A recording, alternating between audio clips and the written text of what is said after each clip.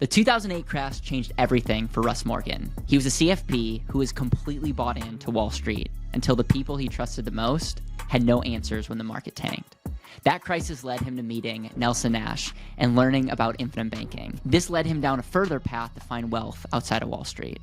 In this interview, Russ shares the turning points, the painful mistakes, and the powerful frameworks he now uses to build over $50,000 and counting per month in passive income. Let's dive in. Infinite banking is a hot topic. Alternative investing is a hot topic. You are a co-founder of Wealth About Wall Street. You guys have communities of people that want to build wealth outside of Wall Street, want to understand passive income, look at alternative investing, and then also use life insurance. Now, life insurance and alternative investing have some bad raps tied to it, and you can be a train wreck if you do it improperly. So with all that set up, I would love to hear your framework of number one, how you got into infinite banking, because you were personal friends with Nelson Nash. I met our Nelson Nash through you. And so that is a piece. And then what was the epiphany that's infinite banking might be the foundation, but it doesn't necessarily, it's not the mechanism that's going to make you wealthy. And so I know I essentially did your whole talk, but I want you to fill it in. That sounded good. You let me know if there's anything else that you want to talk about. Well, I'm going to correct you and say, I don't think many people necessarily want to invest in whole life insurance or save in whole life insurance and do infinite banking. I don't think people want to invest outside of Wall Street. Interesting. Okay. Reason I say that is because people just want to solve problems. Okay, that's fair. Right? They have goals and objectives, and they won't put that in a box, right? If whatever they were doing was working, they would never have come across infinite banking. I would have never come across infinite banking. As you know, I was an investment advisor, right? Whole life insurance was the furthest from the things that I would have ever recommended to someone, much less buy and own, right? Mm-hmm. But it wasn't until the market crashed in 2008 and I realized how backwards that model was. And all the mentors I had at the time that I'd been listening to for 5 years of all these financial strategies and models and why things work over 40, 50 years, right? All of them were hands up to the sky. I had no idea what was going on or why I wouldn't do it again. And that left me uneasy, right? When the people that I trusted, the average clients who've given their financial advisor, their buddies, whoever, money, they're anticipating and expecting them to know what's going on. Yeah. And when I realized that, hey, I was 5 years in the business. Yeah, maybe I haven't figured it all out. I knew some things. I was certified financial planner, yada, yada, yada. But yet the people that were 25 years in the business, 30 years in the business, and they didn't know, that was super scary to me. And that's what sent me on a path. That's, God's providence that, my path and Nelson Nash's path crossed paths. And I was not too, proud to say, hey, I want to learn. I want to learn any strategy that can help me avoid ever going through this pain that I just dealt with personally, much less my clients. And I think the same thing's true with investing. Is that when the markets were going crazy and nobody knew what to do, people are seeking ways to become financially free. They want to spend more time with family. They want to do things that bring them joy. And the traditional markets are just not a fit. It's a great way for the investment world to make fees. It's not a great way for people to have freedom. Yeah. Yeah.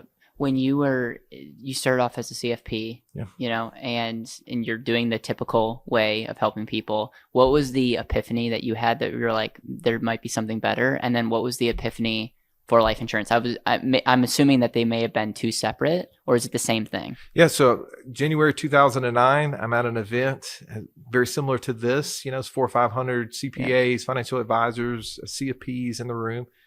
And everybody's kind of on their heels because the market just dropped 40%. And that was a little bit shocking. And all of a sudden this guy, Nelson Nash, gets on the stage and he's talking about how they let him on the stage. Oh yeah. And that's this event. Wow. Yeah. They were talking about how simple it is with life when your money is in an asset that only goes up and you can use that asset to finance the needs of your life. And I thought, this is sort of stupid, but I don't have anything else to lose. And so I read his book on the flight home from Orlando to Birmingham. I finish his book. I turn it over. On the back, he has his address, which is Birmingham, Alabama. And I thought, this is crazy. And so I spent the next 6 months trying to disprove it. And a lot like C.S. Lewis with the Bible, every, iteration I went deeper, it just was proving the fact that I needed this sort of thing in my life. And so that was really my entree into it. My wife has started a dental practice December 28th of 2008. So just before I left on this trip to go down to Orlando, Florida, She had borrowed $700 something thousand from Bank of America. That's the number one leading dental provider out there. My father-in-law, I was his investment advisor back in 2006, 2007.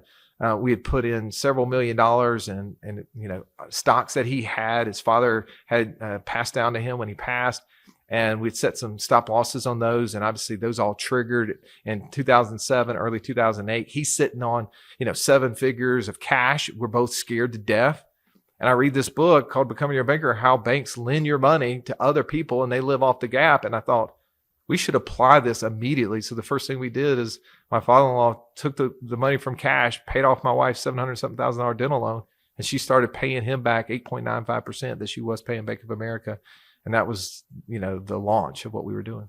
Now, Nelson has passed away, but you've known him for how long? Like before he passed? That was 2009 when I met him, and he passed, I believe, in 2019. Is that correct? So 10 years. The world's worst. No, let me rephrase that. The world's hardest interview is trying to interview Nelson and get him to answer a direct question. Okay. Yes. So I remember going out to lunch with you and him, and I'm like this eager kid. I got like my checklist of questions, and we're on question number 1, and we're like going through Exodus in the Bible. I'm like, Nelson, we don't got all day here. Like I need, but there was something like beautiful as I reflect back on that to be like, he wasn't into, how would you explain it? He just wasn't into the hype. It seemed like everything was just simpler for him and how he viewed things. Yeah. What were some of what is your thoughts on that? And then what were some of the things that you learned from Nelson, just as, he'd pop by the office and hang out with you guys. There's not a lot of people that can say that. Yeah. Nelson was all about learning. He's a constant learner. Most well-read person I've ever met. Every time he stopped by the office, which was every 2 weeks usually, he would be bringing a new book by that he had just finished reading. And I'm like, Nelson, I've got 20 books that you've given me, and I'm on like page 10 of the first one. And he would ask me questions that would always make me feel dumber. Like he would be like, Russ, what do you know about the Boers War? And I'm like, nothing. And this was before ChatGPT. So like I couldn't have figured it out and summarized it in seconds. But what I realized is that Nelson wanted you to think. And it was all about, if you just give someone the answer, they don't think. And I apply that now. And I know you have a small daughter. My son constantly asks me, Dad, how do you spell this? What's the answer to that? And I go, what do you think? And that's just a reflection back to the way Nelson would treat us, is that if he just gave us the answer, we wouldn't have been able to grow in what we've been able to do. I just think that his legacy is that he wanted to give like you want to give, Caleb. Mm-hmm. And I see a lot of you in him, just the fact of you want to bring people together. Your challenge is that we would all level up as a result mm-hmm. of that. And, his legacy is definitely far exceeded what most people out there would know. But in the circles that we're in, like there's hundreds of thousands, not millions of lives are impacted because of Nelson Nash. Yep. The biggest pro that you see in the infinite banking space and the biggest con that you see right now in the infinite banking space. Man, the biggest pro is that you get access to cash that most people otherwise wouldn't. Like the biggest obstacle to becoming financially free is lack of access to cash. Mm-hmm. Most people have just trapped money in places they can't touch it. And so they go, oh, Russ, I don't understand where I'm supposed to invest. How do you invest in all these deals? How do you see all these deals? Mm-hmm. Well, I have access to cash. When I have access to cash, deals find me, right? Most people don't, right? Those deals find somebody else. The cons, it's just like anything. I mean, there's bad apples in every industry. Yeah. I would just say, stay off of TikTok. There's a lot of people learning it, right? And of course, they want to get out there. They want to try to get a new client. They probably misrepresent what it is and what it's not. Yeah, it's a tool to save cash. If you understand how to use that tool, it can be successful. All tools can be used for good or bad. Yeah. I think some people just need to learn a lot more. Okay, let's talk about alternative investing, your mastermind. I know that there's even something special that you have to offer our audience as well. Hey, it's Caleb Williams here. I'm just interrupting this video quickly to invite you to check out our And Asset Vault. You may have been there. We've actually revamping it. And if you are somebody that wants to learn more about, is life insurance the right fit for me? Does this And Asset make sense? Like, does this actually help me be more efficient? We've put together a 10-minute documentary style video that I think does a really, really good job giving the history, why the And Asset, different setups and designs that we use. And then we have an And Asset Vault that gives like case studies, calculators, handbooks, and so much more, We are here to serve you, whether it's a conversation, whether it's education, or the video. So make sure to go check out andasset.com/vault to learn more. How did you, so you're learning about the power of life insurance. Was that same time that you're like, I want nothing to do with Wall Street? Or was it kind of like a slow fade where you're like learning about this and you're becoming less and less interested? Or since 2008 where you're like, I want nothing to do with these Wall Street assets? Yeah. For the first probably 5 years, man, all I did was just stack cash and life insurance because I didn't know any better, but I knew I didn't want to put it in Wall Street. It wasn't until we started our podcast in 2017 that I really started to go, okay, what is it that we do with this money? Because clients were asking me, what next? Yes. Right? Like the simple things that we had learned early on. Oh, you can use it to buy cars or pay off debts or whatever. But people were like, but what next? What am I supposed to do? And I was like, I don't know. So I had to learn, man. Like I needed to start seeking that information out. So we started doing tons and tons of podcasts. And then I started investing for myself. And what I learned over time is that we all have this thing called investor DNA. It's how we're trained for, the way that we're built. God designed us a specific way to see the world from a specific lens. And certain investments that we make, we will enjoy more because it aligns. Others that we don't. Example, first quote unquote passive income thing I ever invested in was a single family property in my college town. I did it in 2007. I hated it. I had no idea why I hated it. But later on, when I figured out what investor DNA was, I'm an influencer. I'm somebody who likes to be hands-on. I couldn't influence this property that's 2 hours away from me. And so I didn't end up buying hundreds of properties like all my friends who were successful in real estate. Well, the first deal that we did where we actually did a short-term rental, and we could get on a podcast, we could get on our social media and say, hey, by the way, if you're staying in Birmingham, Alabama, stop by, Wake Up in Birmingham. We've got a short-term rental that you can stay in. And we had somebody stay in there. I was like, oh, that's pretty cool. Yeah. So we scaled that from 0 units to over 25 units in 18 months. Wow. I was like, man, this is it. And so that connection of how I was wired and then applying that to investing strategies. So yes, we've built over $50,000 a month in passive income by leaning into investor DNA, teaching other people. Just because I do it doesn't mean you should. Yeah. You should only invest from your investor DNA and then develop your own investor buy box so that you can be investing objectively, not subjectively and emotionally. I know that you go deep in when people come to your events or go through your courses, but how would you explain investor DNA over the microphone? And how could someone listening or watching this get a glimpse of what their investor DNA is? Most people have taken a personality assessment, say like DISC, right? Yep. Either you're a D, driver, I, influencer, S, like steady, dependable, C, analytical, right? So that profile is going to really look at different investments and you're going to say, oh, these are pros to me or these are going to be cons to me. So as an I, right, investing in something like long-term rentals, that's pretty boring. It's super stable, right? Yeah. There's no excitement in it. It's not gonna fluctuate. Well, the person who's listening, who's an S or a C, is like, that's exactly what I want, right? That sounds amazing. That would be pros. Well, for the I profile, that's going to be a con. Yeah. So whenever I started investing in short-term rentals, right, there's some excitement to that. There's ability to add a business element to it. That was exciting. I could put my hands on a D and an I are like, yeah, I like that element of it. Yeah. Now, the S and C's are like, well, but wait a second. Where did you guys create that from scratch? It wasn't a model that you were like, that was a franchise that you followed. No, I don't want to do that. That's a con.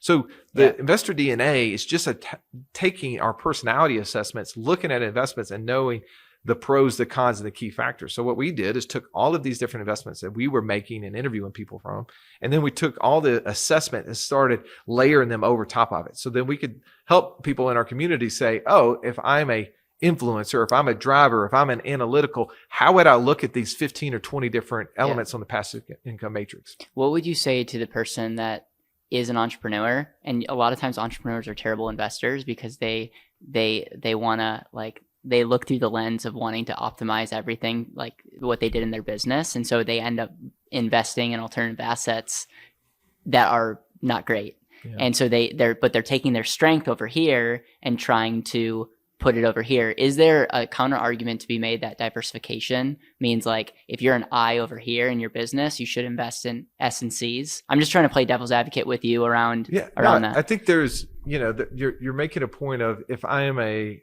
I, meaning I'm low process oriented, high risk taker, see one deal, do one deal. Like, yes, you need to understand that there's things that you need to learn. Most people, that start investing early on make mistakes because they don't see enough deals. Yeah, that's they fair. assume there's only one good deal. And so they make an investment in it. Maybe it works out, maybe it doesn't. So I would tell people that you need to learn how to become a good investor. Kiyosaki has a great quote that says, no good about investments. There's only good about investors. Yeah, that's great. And so few people are good investors. They've never trained themselves. Like to be a great business owner, you trained yourself. You went to masterminds. You took sales courses. You learned operation courses. You implemented EOS or whatever in your business. But they've never learned how to become a good investor. And so that was the thing that we realized early on, is that we have to start training people how to be good investors. Yeah. We have to shape the expectations that they have. And if you will invest not emotionally, but from a framework, the odds of success go way up. That's good. When it comes to some of your best investments and worst investments, would love to know some of your best wins and some of your losers, Russ. Man, lots of losers, right? I don't think we get enough time in this podcast to talk about all the losers. One, I would just disclaimer, don't follow what I'm telling you, because the reality is that your investor DNA is probably different than mine. Just because I can do it doesn't mean you can. And not because I'm better than you. I just have different resources. I have different networks and different personality assessment. Yours are different and will apply differently. I think our gifting is understanding business and finding investments that we could turn into businesses. Yeah. And we did that with the short-term rental space. We grew it to $25,000, $30,000 a month for a regular, probably 18 to 20 months. We turned around and sold that business, sold it owner finance. So I still get paid even though I don't even own it anymore. Yeah. The other thing is that we learned this concept called land investing, land flipping. And it was an amazing strategy. We learned the business, and then we partnered with an operator who was doing it. And we just got into business with them, and that produces a little over 30-something thousand a month, every single month for us. And obviously that's huge success. It runs like a business. It's also, in our eyes, one of the more stable assets when it comes to what's going on in the markets. Yeah, they're not printing land. Right. Yeah, But most people don't know that it's not about buying land, like going into San Francisco or Miami or wherever downtown. Yeah. Nashville and trying to buy a piece of property and flip it. No, we're buying raw vacant land in the middle of nowhere and turn around and sell it on Craigslist. We buy it for $2,000. We sell it for $10,000 for, a couple $100 down, a couple $100 a month. And that's cash flowing. Worst investments, man, tons, right? Like, I was talking to somebody out there they were talking about Bitcoin. So one of the things we did is we took $175,000. We invested in a Bitcoin mining fund, right? We had a friend of ours that was an expert in that space. We'd had a lot of success with him mining Ethereum up until Ethereum could no longer be mined. He's like, hey, I'm going to take 10 investors. We're going to, do a big, huge Bitcoin farm. I've got all the technology, got all the energy. We're going to turn this money into 10x. So we took $175,000 4 years ago, and today it's worth $35,000. Had I just bought Bitcoin, it would be worth almost $700,000. Yeah. So I look at little things, there's elements about that. I probably jumped too quickly. I try to use past experience from something smaller that I was doing with these little $10,000 computers that I was mining Ethereum to a bigger kind of fund model. Anytime you get outside of investing through your knowledge base, investing in direct operators that already have experience doing that very thing over and over and over again, that's where I can look back and go, that loss. I mean, I've lost, millions of dollars at this point. Yeah, but even with the L's, you're doing quite well on it overall. Like, just if you compare it to Wall Street, Russ, if you compare it to Wall Street and all the money that you've made, and you put it into the Wall Street deal or in what you're up to, I know that you and Joey, your business partner, you talk about each month your passive income and what you guys get. And so, like, how has that journey been? Yeah. So in 2020, we decided to start publishing our passive income report to the world. And at the time we had $2,500 a month between the two of us. It was pretty laughable. And the majority of that came from that first short-term rental that we did that month before. Like, we had a couple of long-term rentals, and it wasn't producing a lot. But what you track and measure grows, and what you track and measure and report on grows exponentially. And what we learned and experienced through that gave us ability to teach it and create mastery. And we're a little over $50,000 a month right now. And passive income every month. And this is from businesses that, again, that took 5 years. Yeah, we started 5 years ago. And it's just been one of those areas that is, we think we define passive income greater than monthly expenses is financial freedom. And so our goal is to keep growing that. We don't need that money. We don't use that money, cool. but that's kind of our safety. That's our parachute, right? Like as business owner, entrepreneur types. So we're going to keep driving, going to keep building businesses, but we need a little bit of a parachute to lean back on to go, hey, if all this stuff crashed and burned, am I good? And so that's kind of what that was for us. Definitely lots of lessons along the way, but I think that's why people get attracted to us. They go, oh, I need that. I want to keep building, but I need that parachute. How do I do that? So talk to me about life insurance and how it integrates with what you're doing on the passive income investing alternative. Yeah. One of the things that we did is we said, okay, how do we turn active income into passive income while we sleep? Like, how do we automate that process? Because as business owners, entrepreneur types, we're kind of squirrels, right? Like it's hard to keep us on track for anything for some long period of time. So we created a framework that literally took the income that we were making, separated what we were not using, and got it over to what we say the financial freedom side of the equation. We put it in a hub. So that hub for us is life insurance. We're sticking it in cash value life insurance. But then we use the frameworks of investor DNA, investor buy box to start buying assets. And we only flow that cash flow back into that hub. Yeah. So now it starts replicating itself. Now it starts growing. Most people make the mistake of one, not getting the money out of their hands. And so they spend it, right? Or they take the money of where they're investing and they allow that to somehow creep back into their personal side of the equation. And so it never grows. So for us, building what we call the passive income operating system, which has been probably the thing that most people grasp to, they go, oh, I want to build that operating system for building passive income. How do I do that? Yeah, I love it. Russ, is there anything else on your mind as we wrap this thing up that you're like, hey, this is something that I've learned. This can help your audience. I know that, again, there's some really exciting things that you guys are working on that you're going to share on how people can just get more involved in what you guys are doing as a community. But this is your time. Is there anything else that, as you process, that you want to share? I think we have to be able to inspect what we expect in everything that we do. If it's in business, we have to be able to know when I delegate something to somebody, is it being done well? That's good. Same thing with investing. Do I understand the investments? Do I understand what the greatest questions are to ask the operators that I'm investing in so I can inspect what I expect? And maybe with taxes, with our tax professionals. Do we understand how to read our tax return? Have we been, giving ourselves that knowledge so that we can ask better questions? Better questions on all three of those areas levels us up. I think that people have to be challenged in that we can't put our head in the sand. We can't abdicate that responsibility to somebody else. People hear the words passive income and they assume it's uninvolved. That's not true. Passive income is, I've pre-funded it, right? Like I pre-funded it with money. I pre-funded it with effort. I pre-funded it with knowledge.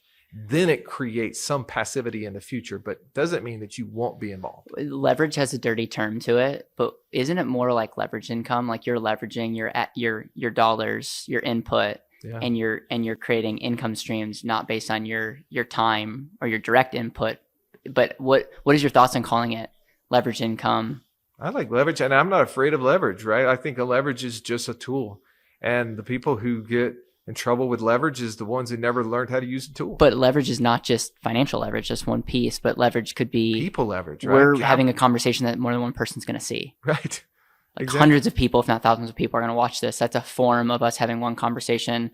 And these microphones and cameras are a form of leverage. And so that's kind of the lens I look through everything. 100%. And passive income has such a dirty connotation because there's people that are selling the beach vacations and blah, but I like it all because it's something to aspire to, that you don't have to work. You don't have to work to earn. So I think and to be honest, I have not found a better name, because even leveraged cash flow or income doesn't hit the same way passive does. But if you find a better name, or if you guys have another way of saying it, I would love to hear your thoughts in the comments. Well, I would say this too, is like, yes, passive income, the people who are selling the dream lifestyle, the laptop lifestyle, you can make, tens of thousands of dollars in 2 months with no money down, with just buying a $5,000 course kind of thing. They're not too different though than the people who are like, hey, pay off all your debts and you're debt free. Like they're playing on emotion. Yeah.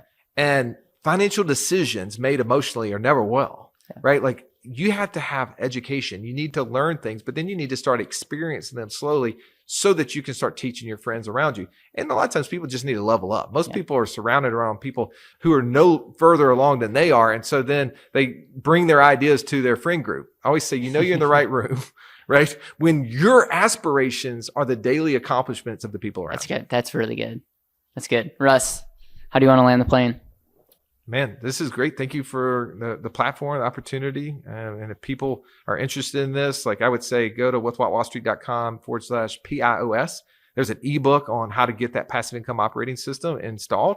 It will lead you to our community, which is free. We got 10,000 people in there who are learning how to become financially free through building passive income that exceeds monthly expenses. And man, support this guy. Like, this is an amazing platform. I love you to death, and just what you're accomplishing.